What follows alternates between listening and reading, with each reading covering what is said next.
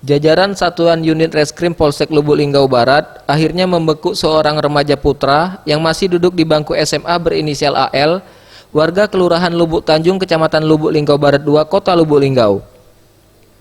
Pelaku ditangkap polisi usai membunuh seorang pelajar SMP Negeri 4 Kota Lubuk Linggau bernama Wiwi Wulandari berusia 14 tahun pada Jumat siang 17 Mei 2019 lalu, yang tak lain masih kerabat keluarganya sendiri.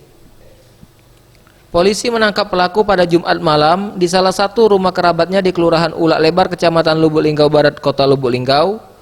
Peristiwa pembunuhan terjadi bermula saat pelaku menjemput korban untuk menuju lokasi sepi di wilayah RT 4, Kelurahan Lubuk Tanjung, Kota Lubuk Linggau.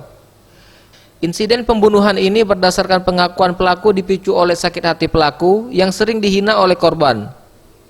Motifnya, pelaku ini sakit hati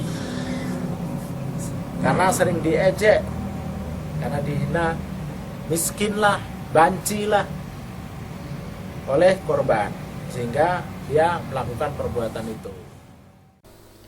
Akibat perbuatannya, kini tersangka telah diamankan di Mapolres Lubuk Linggau. Pelaku terancam terjerat pasal 338 KUHP dengan ancaman hukuman selama 15 tahun penjara. Tim Liputan, Sriwijaya TV.